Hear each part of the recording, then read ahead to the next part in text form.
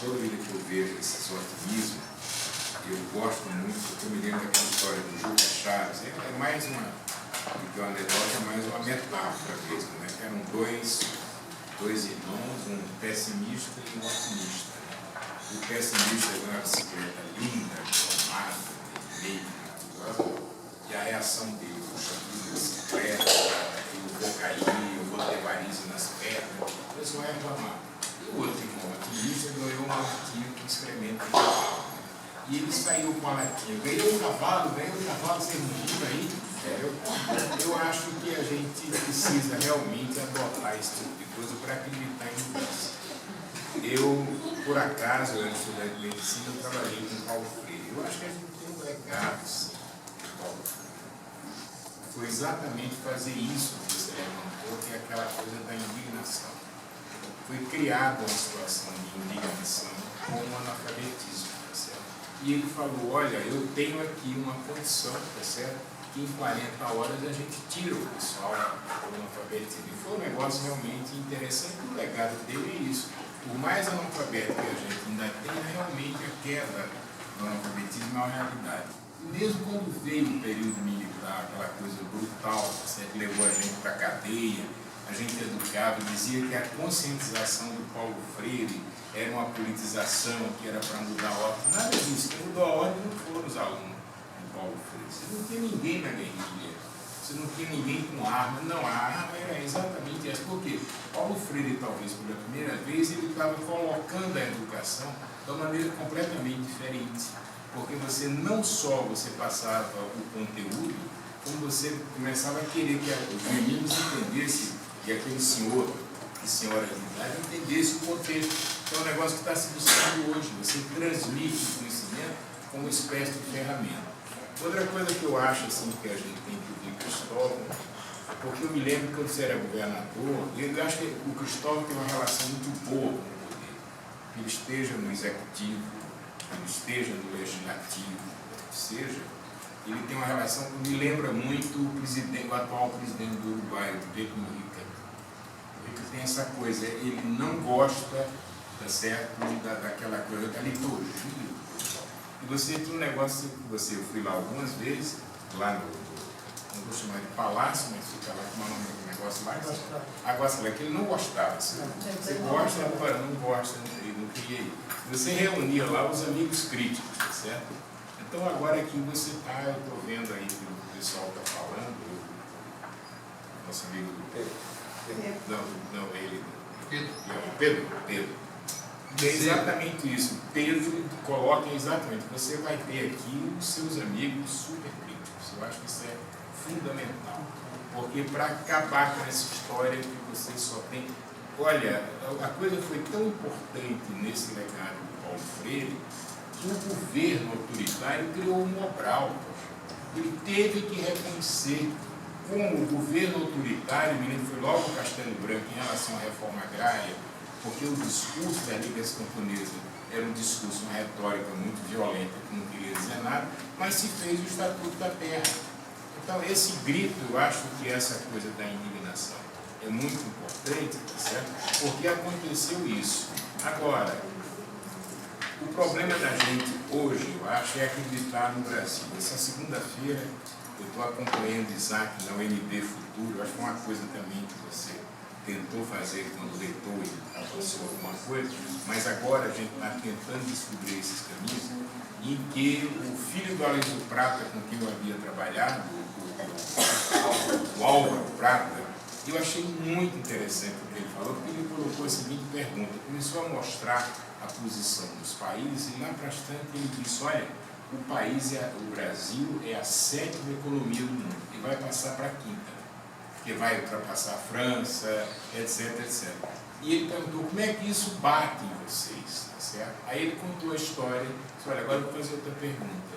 Quando eu falo na Índia, como é que vocês veem a Índia? A maioria das pessoas é pobreza, é miséria, porque quando a desigualdade é muito grande, a gente começa a achar que nunca vai poder sair daqui. Só que hoje, ele também citou esse exemplo, que há 50, 60 anos atrás, ele dizia o seguinte, o Brasil não consegue ter uma boa produção agrícola ele não vai ter dinheiro para importar produtos agrícolas, tá certo? E vai traçar uma certa fome aqui dentro de 50 anos. Vai ser profeta ruim assim onde quiser, tá certo? Por quê? Porque hoje o Brasil é um grande exportador de alimentos. E se ele falou mais ainda, se o Brasil parar, o mundo vai sentir. Lembra, né? Se o Brasil parar, o mundo vai sentir. Então, eu acho que a gente tem que acreditar que é possível. Agora, sem uma escola, é muito difícil. Porque quando foi da Primeira para a Segunda Guerra, os países aprenderam, e a guerra é uma coisa definitiva, não dá para discutir, os países aprenderam que sem educação a coisa não vai. E quando você tinha saído daquela coisa da própria mão de obra bruta e começou a colocar o vapor para dar mais força ao homem, fizeram as máquinas a vapor, você tinha um tipo de conhecimento que era necessário. Hoje não precisa explicar. Quer dizer, quem não está entendendo o que está acontecendo com a informática, ele está completamente fora. Então, eu diria, certo, que a gente precisaria fazer exatamente isso, porque tem um contraste tão grande nesse país, porque a Índia é uma potência nuclear. A Índia é quem tem mais PhD no mundo, é o país que eu acho que tem mais PhD.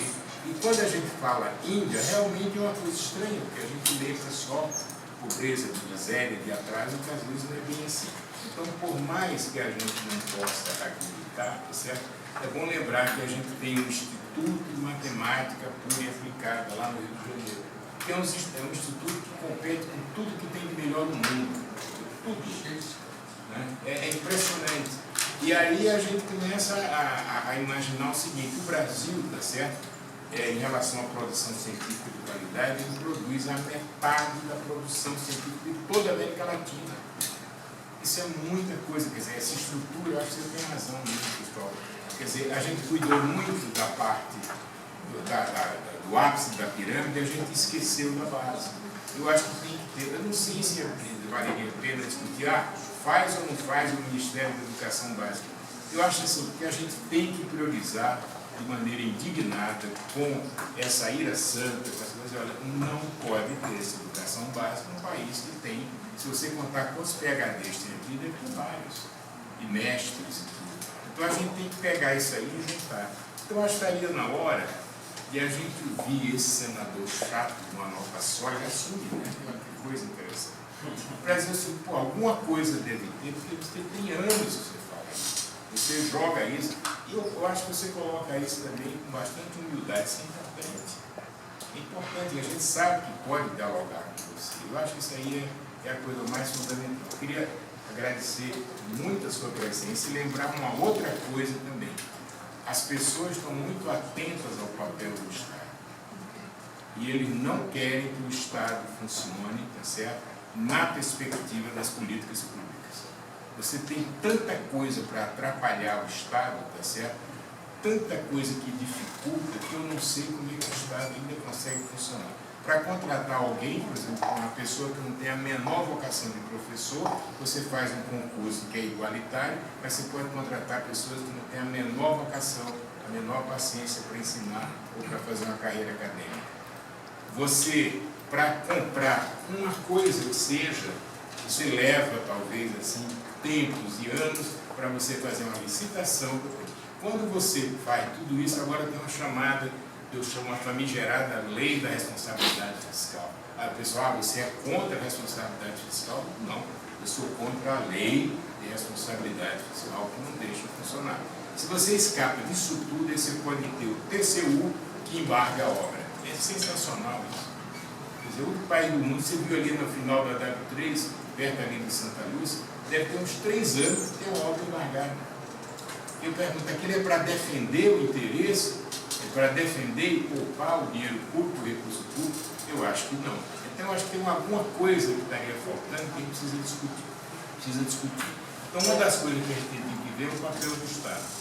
Eu diria, Cristóvão, que não precisa nem me convidar, nem você, nem sabe, eu acho que essa coisa, essa ideia de trazer vocês aqui, acredito, não foi minha, foi do Melilo, certo? Com a qual eu concordei imediatamente, porque eu acho que a gente precisa realmente fazer isso. E depois lembrar uma coisa que Paulo Freire colocava: o professor não ensina, o aluno é que tem um aprendizado, é que é capaz de avançar. O professor que entende isso é bom. E a gente gente tem que fazer o pessoal se interessar por ciência, por matemática, etc., para começar a fazer alguma coisa de inovação, etc. Quanto a Lusiânia, quanto a Lusiânia, é uma ideia que a gente tem, eu estava discutindo com um colega lá de Ribeirão Preto, e ele, o professor Sérgio, né? Sérgio Mascarenhas, né? Eu falei lá no Senado, no seminário que eu fiz, o próprio Cristóvão, participar, e ele me deu um livro sobre o Flexner, que todo mundo já deve lembrar disso, que ele fez aquele relatório que botou de cabeça para baixo o ensino médio. E a coisa mais interessante do Flexner, do professor Flexner, foi o seguinte, é que foi exatamente a sociedade americana, inclusive a sociedade de cirurgias americana, final do século XIX, que perceberam que realmente a prática médica americana, o ensino médico americano estava, não tem outra palavra, estava em esculhambação. E ele fez um relatório, foi à Europa, voltou, pegou coisa e começou a discutir isso aí. Isso mudou, quer dizer, a sociedade consegue mudar as coisas quando tem um bom caminho. Então eu acho que a gente devia ouvir Cristóvão, certo? Eu acho que você precisa também submeter essas suas ideias a essa nova sociedade dos saberes críticos, certo? E dizer o seguinte, a gente tem que valorizar uma pessoa que tem essa coisa da nova sorte, certo? E dizer o seguinte, eu acho que as suas trocas é que o pessoal talvez não goste. Você chega a dizer, menos luz, eu acho assim, mais luz, mais educação. Mais educação, mais extrato e mais educação. Não seria não. Mais extrato e mais educação. Porque senão o brasileiro não gosta. Esse é o ponto. O brasileiro, veja bem, o brasileiro hoje é um negócio que está me explorando. O brasileiro passou a entender tudo. Ele toma partido de tudo. O brasileiro, esse ano só, a classe média brasileira, que lê jornal e coisa assim, ela passou a entender mobilidade urbana e PEC 37, mas entendendo assim com toda a embargos infringentes, essa estava na minha lista. Agora, dissecção de aorta, essa é genial. Dissecção de aorta é um negócio fantástico. E agora vai passar a entender de cobertura de estádio de futebol com aquele negócio. Pode escrever, olha aquele negócio. E a gente tem que respeitar esse entendimento vertical, essa coisa desse tipo. Então a gente quer tudo para todos e agora. E aí você tem que pegar, trazer o seu discurso para cá, para a gente começar a discutir. Você pode vir pela mão do Isaac, por outros aqui, que eu acho que a gente começa a entender, certo? Que é preciso alguma coisa para mudança. Parabéns e você continue. Faça uma boa viagem.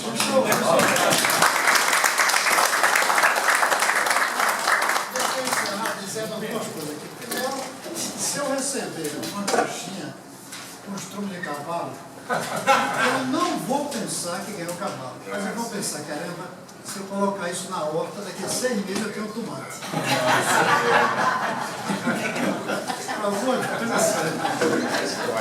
Segundo, eu dei aqui uma alternativa que não pode continuar fazendo tudo, é só aumentar o endividamento. Mas sem se endividar, você não faz tudo. Você compra 5 carros, 6 carros? Não, você tem que escolher. Sua vida você escolhe. Nesse ponto eu sou favorável à lei de responsabilidade fiscal. Se tem inflação, aqui ninguém vai discutir a educação. Nós só estamos discutindo a educação graças à estabilidade monetária. A inflação mata todas as reflexões a não ser sobrevivência no fim do mês ou salário. E finalmente aqui uma coisa sobre valorizar a educação. Na verdade, você até explicou bem, valoriza o salário que é a educação. A educação mesmo. Você lembra até disso com os escolas técnicas. Então não dá. E só uma outra coisa que eu queria falar também. Há uma desorientação hoje no mundo. Não, ninguém sabe o que vai ser. Eu só tenho uma certeza. Qualquer que seja o mundo, socialismo outra vez, capitalismo, neoliberalismo, globalização, apartheid mundial, só tenho uma certeza. O conhecimento vai ser fundamental. É a única certeza que o grande recurso aqui para frente é o conhecimento. E o conhecimento vem da educação. Tem jeito. Uma pessoa pode até E nenhuma pessoa só consegue ter conhecimento sem ter passado por educação. Pode até ter sabedoria, essa instintiva que os analfabetos conseguem ter, mas não conhecimento.